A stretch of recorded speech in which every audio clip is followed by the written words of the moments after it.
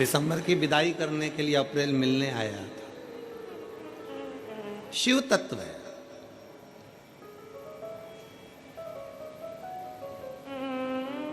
शंकर है।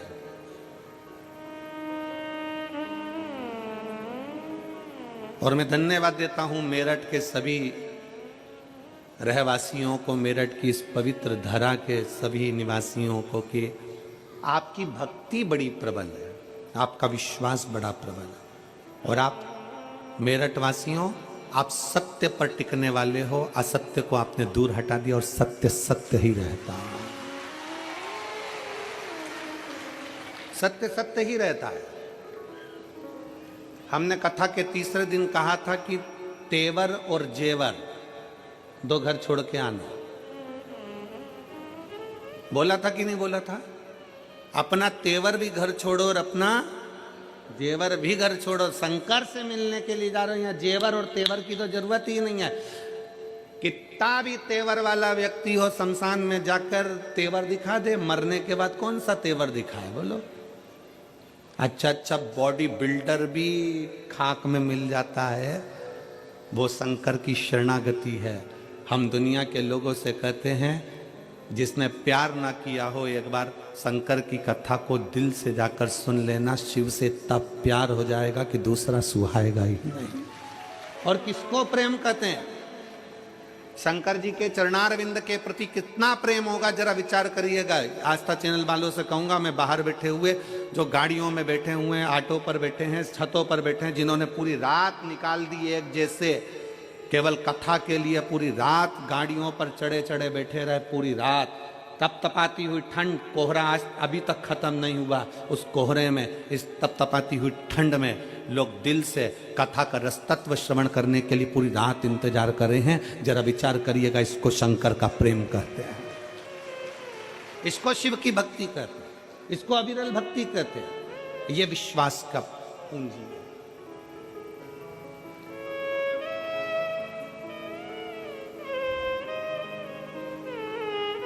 आप और हम भगवान शंकर की अविरल भक्ति में इस चित्त को, इस मन को, इस भाव को अपना उस भगवान कृष्ण के चरण में ले जाकर छोड़ो।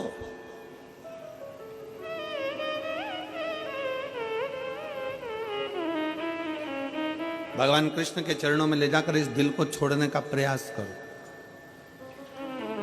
स्वर्ग और नरक दोनों यहीं पर हैं। अनुभव कैसे करोगे? गलत व्यक्ति की संगति में बैठ रहे हो, किसी बेवड़े की संगति में बैठ रहे हो, किसी मदिरा पीने वाले की संगति में बैठ रहे हो, गाली देने वाले की संगति में बैठ रहे हो, कोई झूठ बोलने वाले की संगति में बैठ रहे हो, कोई प्रपंच करने वाले की संगति में बैठ रहे हो, तो समझ लेना कि तुम नरक में बैठ रहे हो। और कोई सत्संगी के साथ में, कोई भगवान के भक्त के साथ अगर आप बैठ रहे हो, कोई अच्छा है, नहीं है शंकर का भगत, नहीं है राम और कृष्ण का भगत, पर दिल का तो कोई साफ हो। अगर कोई हृदय निर्मल मन हो, दिल साफ हो, ऐसे व्यक्ति के साथ बैठ रहे हो, तो समझ लेना कि आप स्वर्ग में हो। नरक और स्वर्ग दोनों अपने ही पास में, अपने पास में।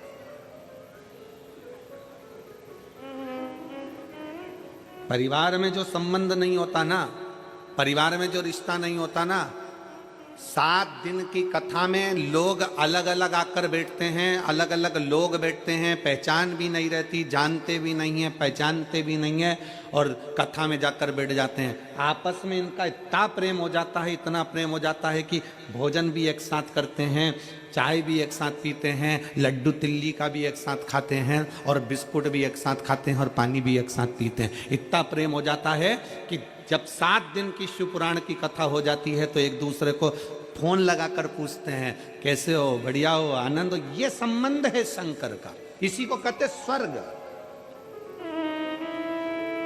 ये स्वर्ग है। और किसी किसी के तो घर में 10 लोग रह रहे हैं, इधर बड़ी बहू रह रही, छोटी बहू रह रही, मंजली बहू रह रही, सास रह रही, ससुर रह रहा, ननंद रह रही, परिवार में सब रह रहा है। उसके बाद भी घर में इतना क्लेश, घर में इतना क्रोध, घर में इतना अपशब्द, घर में दिन भर गालियां, गलत गलत व्यसन, मदिरा का पान, कहीं गलत गलत सोच, गलत गलत विचार। तो तुम्हारा घर कैसा भी हो, फिर भी वो नरक से कम नहीं है। स्वर्ग वाला घर वो होता है जिसमें आप प्रेम से बोल रहे होते हो। स्वर्ग वाला घर वो होता है जिसमें आप प्रेम से रह रहे होते हो। और आज शिव महापुराण की कथा में आप सबसे निवेदन है, संक्रांति पर किसी को तिल्ली का लड्डू खिलाओ ना खिलाओ, संक्रांति पर किसी का मुंह मीठा कराओ ना कराओ, पर इतना याद जरूर रखना कि संक्रांति पर अपनी जीवान से थोड़ा सा मीठा बोल लेना तो किसी का मुंह मीठा हो जाएगा। अपनी जिह्वा से मिठास परोसिए, अपनी जिह्वा से मीठा देने का प्रयास करिए।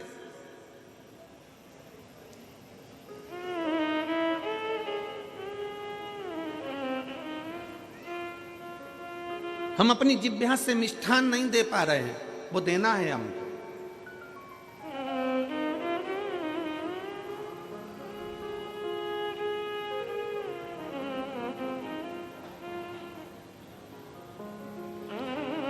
एक महाराज जी ने कथा में पूछ लिया, स्वर्ग कौन कौन जाना चाहता है?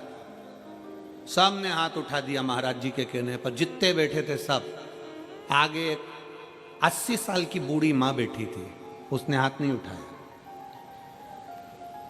महाराज जी ने 80 साल की बूढ़ी मां से पूछा, माता जी आप स्वर्ग जाना नहीं चाहती? माता जी बोली नहीं।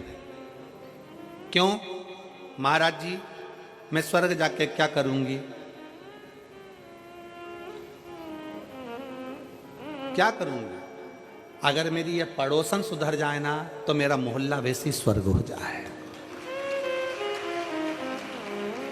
स्वर्ग हमारे नजदीक में, स्वर्ग हमारे घर में, स्वर्ग हमारे परिवार में, स्वर्ग हमारे अपने कुल के अंदर, अपने घर के अंदर, अपने परिवार में स्वर्ग समाया हुआ है। बस मीठी वाणी से स्वर्ग है, मीठे शब्दों से स्वर्ग है।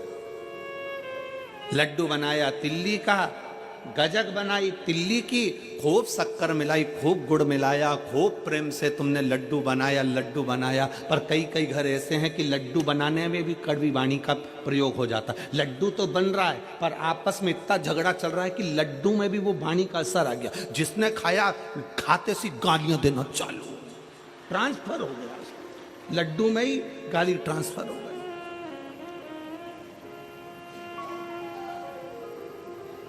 ये विचारों से होता है। एक राजा को रात भर नींद नहीं आती थी, बड़ा बेचैन रहता था, बड़ा बेचैन। पूरी रात कर्मठ बदलता रहता था राजा, पूरी रात। और राजा पूरी रात कर्मठ बदलता। 20 दिन हो गए, 1 महीना हो गया, 1.5 महीना हो गया, 2 महीना हो गया, राजा कर्मठ पे कर्मठ बदलता, नींद नहीं आती, बेचैनी होती। राजा को सपने में लगता कि मेरे राजमहल में से पानी टपक रहा है, राजा को लगता कि कोई रो रहा है, राजा को लगता कि कोई अंदर से पुकार रहा है।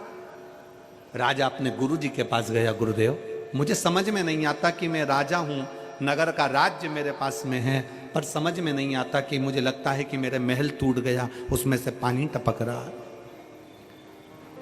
अंदर से कोई रो रहा है। भोजन करता हूं, चित्त नहीं लगता, बेचैनी होती है, अंदर से बहुत बेचैन हूं। गुरुजी ने पूछा, घर में सब ठीक तो है? हाँ, राजघराने में तो सब ठीक है, पर मुझे ऐसा क्यों हो रहा है? तुम्हारे राजघराने में रानी को भी ऐसा हो रहा है? तो कहा रानी भी अगर भोजन करती है तो चिड़चिड़ करती है, गुस्सा करती है, बेचैन रहती है, बात नहीं करती, बहुत टेंशन में दिखती है, डिप्रेशन में पड़ी रहती है। बच्चों के साथ भी यही प्रॉब्लम हो रहा है। महाराज गुरुजी आप बताओ क्या करें? राजा ने कहा कि मैं कल तुम्हारे महल में पहुंचूंगा। राजा महल में गया, जहां भोजन बन रहा था, उस भोजन बनाने वाली माँ से एक स्त्री भोजन बना रही थी, उस स्त्री के पास राजा गया और स्त्री से पूछा, बहन इधर आओ। हाँ महाराज जी, दंडवत प्रणाम। महाराज ने पूछा, ब्राह्मण देवता ने, गुरुजी ने पूछा स्त्री से, तुम्हारा घर कैसा है? अरे महाराज पूछो मत ही, बारिश आ रही है ना, बारिश में इतना टेंशन है मुझको, मेरे घर में जगह जगह से पानी टपकता रहता है, बर्तन लगा लगा कर आती हूँ, बच्चे बिलखते रहते हैं, रात भर मुझे नींद नहीं आती, मैं बेचैन रहती हूँ, अपने आप को बहुत कोसती हूँ कि कहाँ का जन्म ले लिया, परिवार भी मेरा ऐसे रोते रोते निकल रहा है। बस गुरु ने समझ लिया। गुरुजी ने राजा से कहा, एक काम करो, इस भोजन बनाने वाली का मकान बनवाओ। इस भोजन बनाने वाली का मकान बनवाओ, इस भोजन बनाने वाली के लिए व्यवस्था अच्छी कर दो, फिर देखते हैं क्या होता है। भोजन बनाने वाली का मकान बन गया, व्यवस्था अच्छी हो गई, बच्चों को कपड़े मिल गए, आभूषण मिल गए, भोजन मिल गया। अब भोजन बनाने वाली ने जब भोजन बनाना प्रारंभ करा, राजा उस दिन से खुश रहने लगा, रानी उस दिन से खुश रहने लगी। बड़े दोनों आपस में बैठते बातचीत करते, बड़े प्रसन्न दिखते, चेहरे पर रौनक आ गई, रंगत आ गई, डिप्रेशन समाप्त, नींद जो चिड़चिड़ापन था वो समाप्त हो गया, जो पूरी रात की नींद चली गई थी वो अच्छी से नींद आने लगी। गुरुजी से पूछा, गुरुदेव ऐसा क्या हुआ? हमने तो केवल भोजन बनाने वाली का मकान बनवाया, हमने तो केवल भोजन बनाने वाली का बच्चों के लिए व्यवस्था करी और हमारे को बेचैनी मिट गई।